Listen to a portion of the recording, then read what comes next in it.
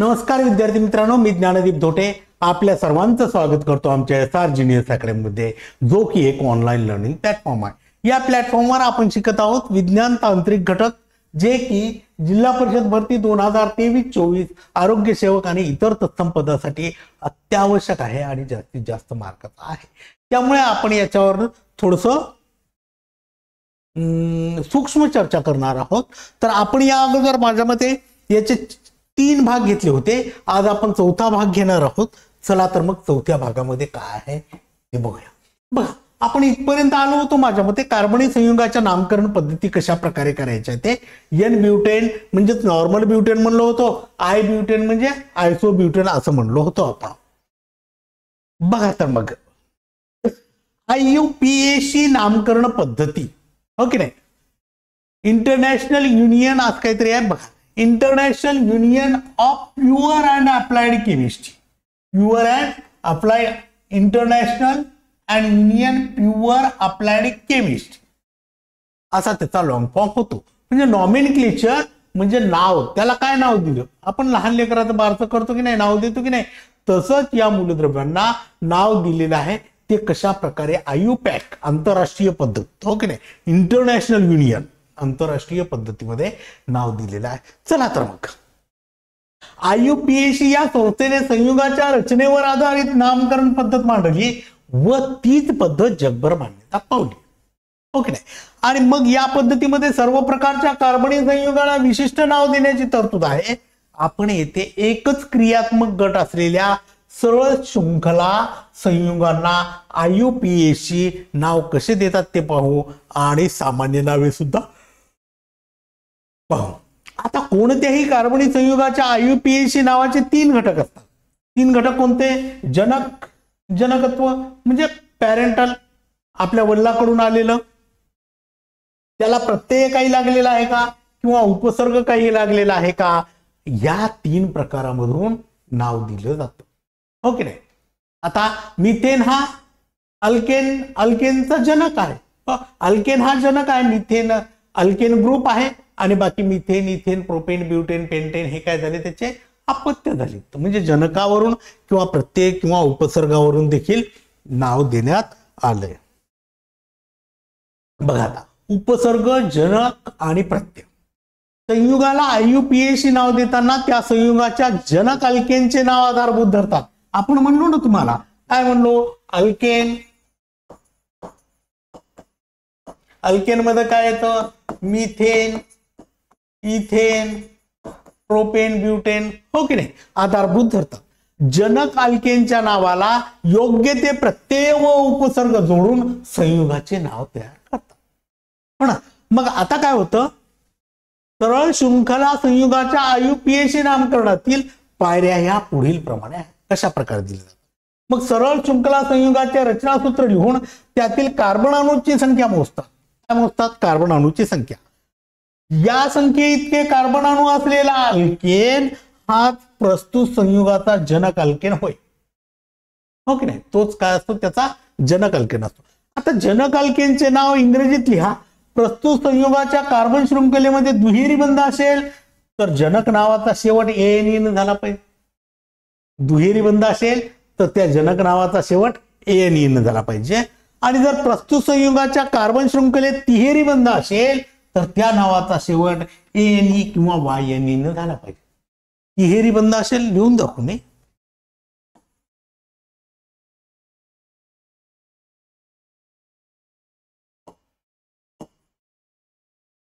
बघ काय म्हणते माहितीये का, दुहेरी बंध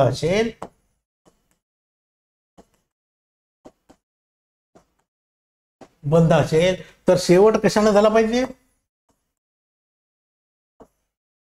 ANE, हो ना, आणि ऐवजी ENE, हो की नाही। मिथेन आहे असं आहे ना, METHANE, आता हा शेवट कशाने झाला, ANE, मग याचा METHENE, लक्षात, दुहेरी बंध असेल। आता कार्बन शृंखलेत तिहेरी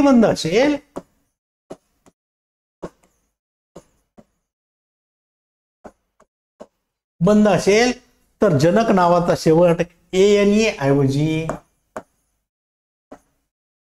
YNE झाला पाहिजे. बघा मिथेन म्हणालो हो की नाही, मग मी METHYNE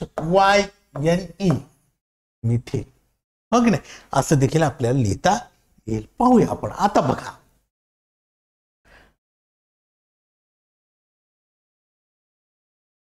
सरळ शृंखला हे तर अगोदर आपण पाहिलंच होतं ना. सरळ शृंखला संयुगाच्या IUPAC नामकरण पायरी नंबर 1 आणि पायरी नंबर 1. बघा आता हा CH3 CH2 CH आहे. सरळ शृंखला 3 कार्बन आहेत. 3 कार्बन म्हणून प्रोपेन, 2 कार्बन म्हणून इथेन, 3 कार्बन म्हणून पुन्हा प्रोपेन. पण हा बघा ना CH3 COOH. बरं ठीक आहे, नंतर पाहूया आपण त्या. आता इथे किती 4 कार्बन आहेत म्हणून ब्युटेन, 1 2 3 कार्बन आहेत म्हणून प्रोपीन. बघा ना इथं डबल बॉन्ड आहे हो ना, इथं डबल बॉन्ड आहे म्हणून काय केलं आपण ANE काढून प्रोपेन आहे तो त्याला ENE लावला हो ना. डबल बॉन्ड आहे इथे, दुहेरी बंध आहे आणि हे काय प्रोपेनच आहे ना. हा काय आपला प्रोपेन PANE. पण आपण काय करत असतो माहिती आहे का, दुहेरी बंध असताना हा ANE काढून ENE वापरत असतो हो ना. आता इथे काय 3च आहेत म्हणजे हा प्रोपेन आहे, पण इथे प्रोपेन 3 कार्बन असल्यामुळे काय होईल प्रोपेन. पण इथे 3 अणुबंध आहेत आणि 3 बंध आहेत म्हणून ANE काढून काय लागला YNE.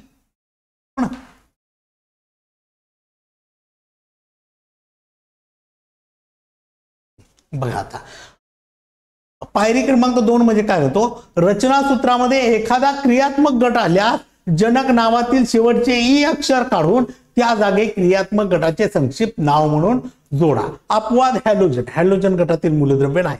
या क्रियात्मक गटाचे नाव संक्षिप्त नेहमीच उपसर्ग म्हणून जोडतात. ठीक आहे, आता कार्बन 3 मध्ये पाहणार आहोत बरं का. आपण काय म्हणालो माहितीये का, क्रियात्मक गट आला त्याच्यातला काय करावं लागेल E काढून टाकायचा. मग बघा कार्बन शृंखलेतील कार्बन अणूंना एका टोकाकडून दुसरी टोकाकडे अंक द्या हो ना, किंवा ह्या क्रियात्मक गटातील कार्बनला एक हा अंक द्या. हे क्रियात्मक गटच नसतील तेव्हा शृंखलेचे अंकन 2 दिशांनी होऊ शकते. पाहूया कसं ते. ज्या अंकनामुळे क्रियात्मक गट धारण करणाऱ्या कार्बन अणूला लहान अंक मिळेल. जो क्रियात्मक गट असतो त्याला कसा मिळायला पाहिजे, लहान अंक मिळायला पाहिजे. आता क्रियात्मक गटाच्या संक्षिप्त नावापूर्वी हा अंक लिहा. अंतिम नावामध्ये अंक वा अक्षर याच्यामध्ये लहान आडवी रेष काढा. केवळ 2 कार्बन अणू असलेल्या कार्बन शृंखलाला अंकनाची आवश्यकता नसते. बघा हे आहे पायरी 2. बघा आता आपण काय म्हणालो माहिती आहे का, याच्यावर येलो चालते का की काळा घेऊ. बघा हे झालं मिथेनॉलचं रचनासूत्र C2H4OH. आलं लक्षात. इथेनॉल बघा क्रियात्मक गट काय OH, इथला एक H काढून OH आला म्हणजेच हा सुरुवातीचा जनक नाव काय याचं जनक नाव आहे इथेन. इथेन C2H 2 2 4 आणि 5 पाहिजे होतं ना. C2H5OH C2H4OH झालं. CH2CH2OH. बरं ठीक आहे, जाऊ द्या हो की नाही. इथेन पासून हा तयार झाला आणि इथे क्रियात्मक गट कोणता आहे OH जिथे जिथे आला तिथे ते ऑल असं म्हणालो मी. मग त्याचं नाव काय इथेनॉल. इथिल अल्कोहोल म्हणजे काय होईल इथेनॉल.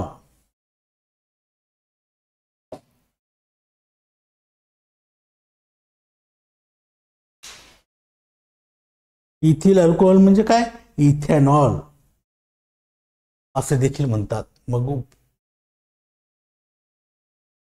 हायड्रॉक्सिल इथेन असं देखील म्हणता येईल आपल्याला तुला हो की नाही. क्लोरो इथेन म्हणजे हायड्रॉक्सिल इथेन असं देखील म्हणता येईल.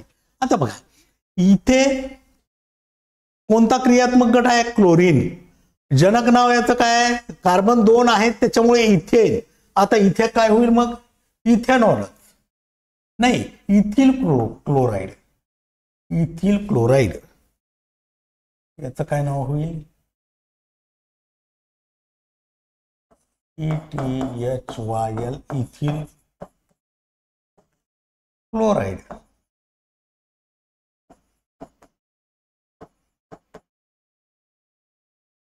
Ethyl chloride. आणि मग त्याला काय म्हणता येईल? क्लोरोइथेन, क्लोरोइथेन, हायड्रॉक्सिल इथेन असं देखील म्हणता येईल. आता इथे बघा, हा कोणता आहे? Br म्हणजे ब्रोमाइड, हो की नाही? आणि C2 आहेत म्हणजे अर्थातच इथेन आहे जनक, म्हणजे इथिल ब्रोमाइड. इथे काय होईल? Ethyl bromide.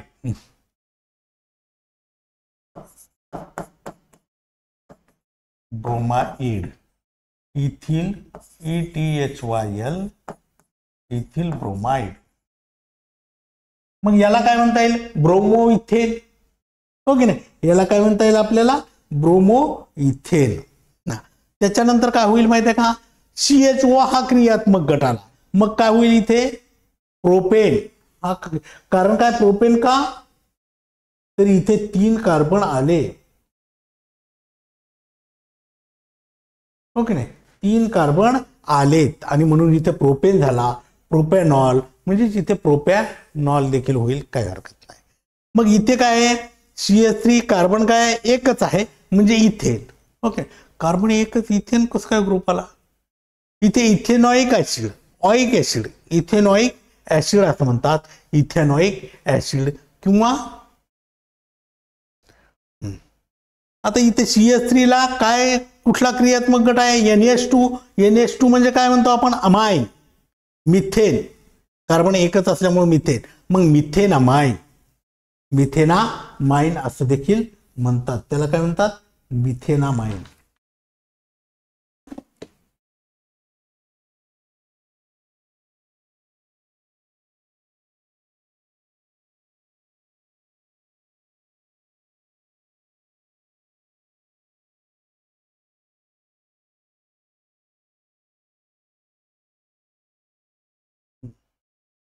बरं, चला ठीक आहे, आलं लक्षात तुमच्या.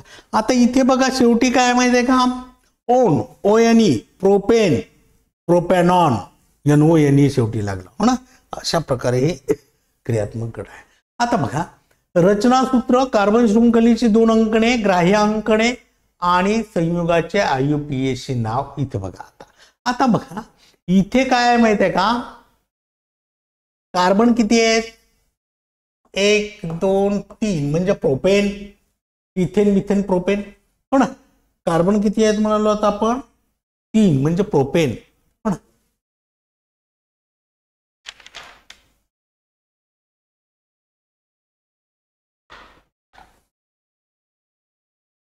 प्रोपेन, हो ना?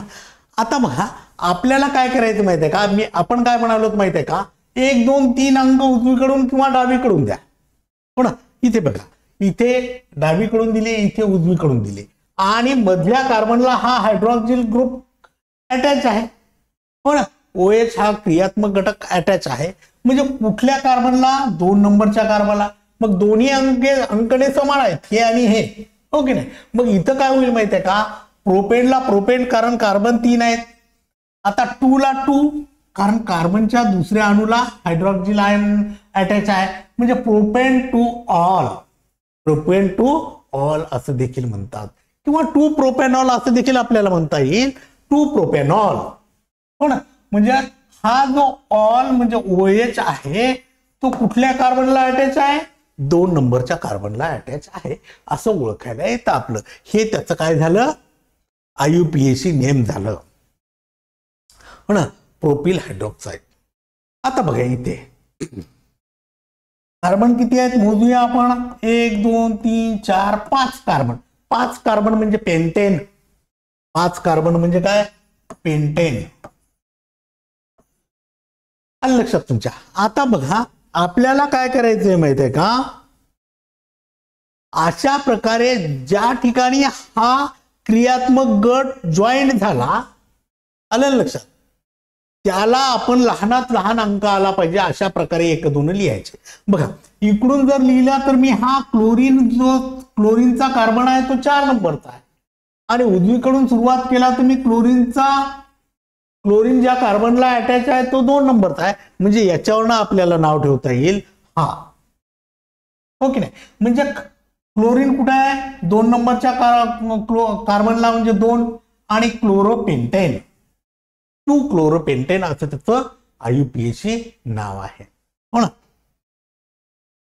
त्यानंतर बघा आता इथे डबल बॉन्ड आहे, ONE लावायचं म्हणलो आपण. हो ना? डबल बॉन्ड असताना बघा आता बघा 1 2 3 4 5 असं कार्बनला मी नाव दिलं. इकडूनच 1 2 का लिहिलं? तर हा जो क्रियात्मक आहे की नाही ओ, त्याला कमीत कमी अंक आला पाहिजे. इकडून जर दिला असता तर मी त्याला किती नंबर आला असता? 4 नंबर आला असता. म्हणजे आपल्याला ही पहिलीच हे करावं लागेल. मग आता हा जो ऑक्सिजन आहे तो कोणत्या कार्बनला अटॅच आहे? 2 नंबरच्या कार्बनला अटॅच आहे. आणि हा कुठला अल्केन आहे? Pentane 2 on. हो की नाही? म्हणजे हा जो ऑक्सिजन आहे त्याला ओन म्हणतोय आपण, तो काय कुठल्या 2 नंबरच्या कार्बनला अटॅच आहे असा त्याचा अर्थ होतो. बघा आता ज्या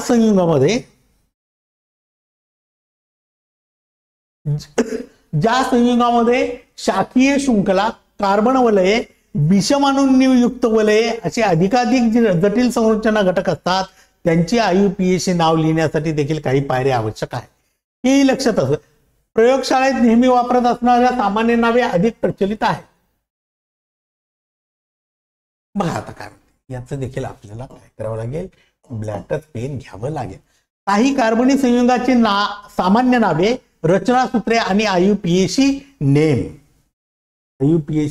नेम असं देखील आपण म्हणालो. बघा एथिलीन डबल बॉन्ड असल्यामुळे ENE लावला आपण. हो की नाही? 2 कार्बन आहेत म्हणून इथेन.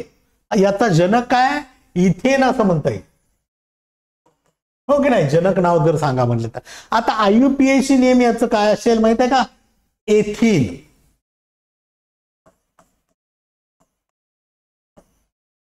आलं लक्षात तुमच्या? ENE लावायचा. हो ना? एथिलीन नाही तर IUPAC नेम काय त्याचं? एथिन. आता बघा acetylene, SC triple bond CH. बर ठीक आहे. याचं IUPAC name ethyne. IUPAC name काय? Ethyne. Acetic acid CH3COOH. Acetic acid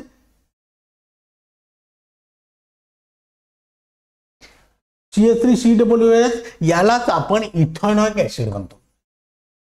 ethanoic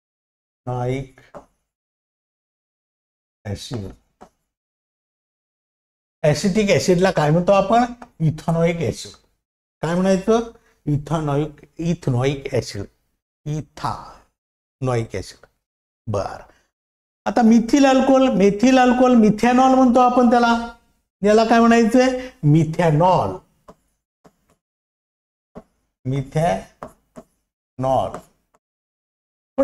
आता इथिल अल्कोहोलला इथेनॉल.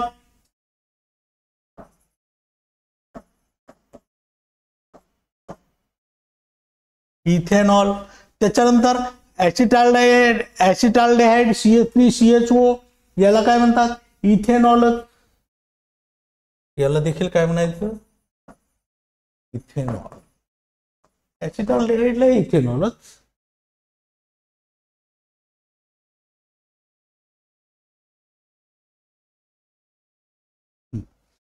आता इथे काय? ऍसिटोन.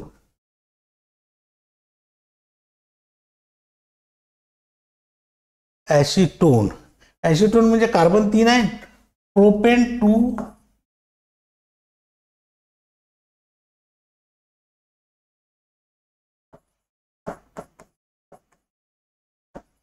2 काय माहितीये का? ऍसिटोन ऑन येईल. प्रोपेन 2 ओन हा ONE. ओन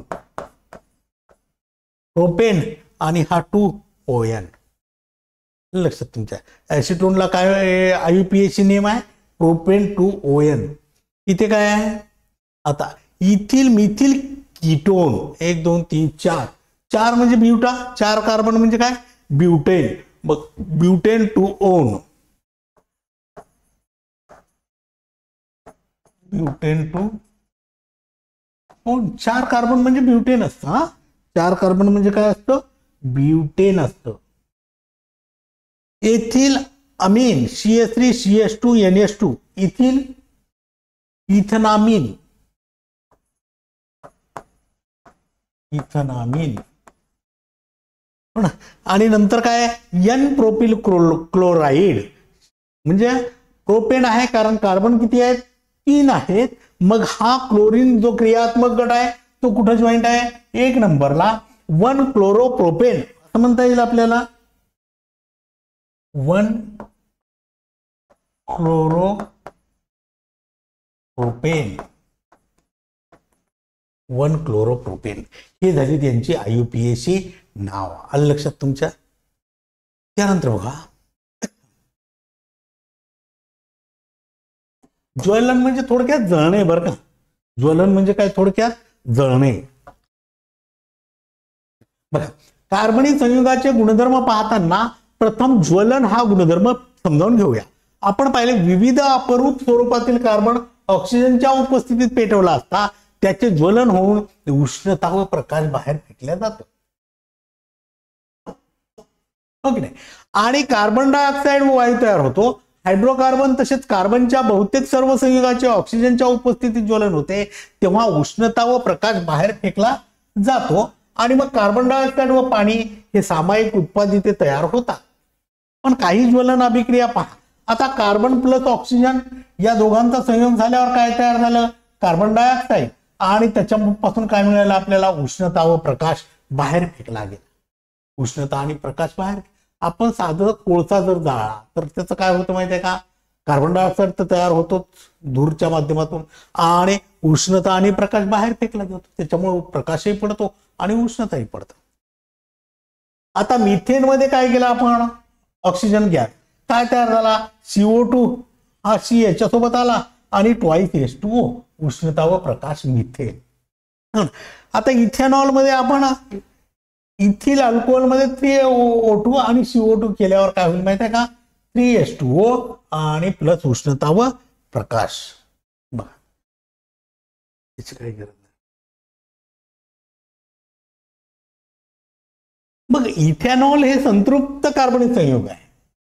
संतृप्त म्हणजे आपण काय म्हणालो, कोणता बॉन्ड म्हणालो, ते आठवा, हो की नाही, डबल बॉन्ड म्हणजे बंध. तर नॅफ्थॅलिन हे असंतृप्त संयुग आहे. नॅफ्थॅलिन हे असंतृप्त आहे. कार्बनिक संयुगे जळताना स्वच्छ निळी ज्योत देतात. बघा हा अतिशय महत्वाचा प्रश्न आहे. कार्बनिक संयुगे जळताना काय होतात, स्वच्छ निळी ज्योत देतात. तर असंतृप्त कार्बनिक संयुगे पिवळ्या ज्योतीने जळतात व काळा धूर सोडतात. बघा हा दोघातला फरक. कार्बनिक संयुगे काय होतं म्हणजे का, स्वच्छ निळी ज्योत देतात, तर असंतृप्त कार्बनिक संयुगे पिवळ्या ज्योतीने जळतात व काळा धूर सोडतात, धूर देखील सोडतात. कोणती, असंतृप्त कार्बनिक. मग या काळ्या धुरामुळे धातूच्या रेणुसूत्राची तुलना केल्यावर दिसते की असंतृप्त संयुगामध्ये कार्बनचे प्रमाण हे संपृक्त संयुगाच्या मानाने जास्त असतं. असंतृप्त संयुगामध्ये काय असतं, कार्बनचं प्रमाण जास्त असतं. मग असंतृप्त संयुगाच्या ज्वलनाच्या दरम्यान न जळलेले कार्बनचे कण सुद्धा तयार होतात. असंतृप्त हायड्रोकार्बन मध्ये न जळलेले कार्बनचे कण. मग ज्योतीमध्ये असताना हे तापलेले कार्बन कण पिवळा प्रकाश फेकतात, हो की नाही, पिवळा प्रकाश फेकतात आणि त्यामुळे ज्योत पिवळी दिसते. ज्योत पिवळी दिसण्याचं कारण काय असेल तर ते कण फेकले जातात. मात्र ऑक्सिजनचा पुरवठा मर्यादित केला तर संतृप्त संयुगाच्या ज्वलनाने सुद्धा पिवळी ज्योत मिळते. अलग लक्षात. आपण काय म्हणालो, असंतृप्त मध्ये पिवळी ज्योत मिळते, पण ऑक्सिजनचा पुरवठा मर्यादित केला तर संतृप्त संयुगाच्या ज्वलनाने सुद्धा पिवळी ज्योत मिळते.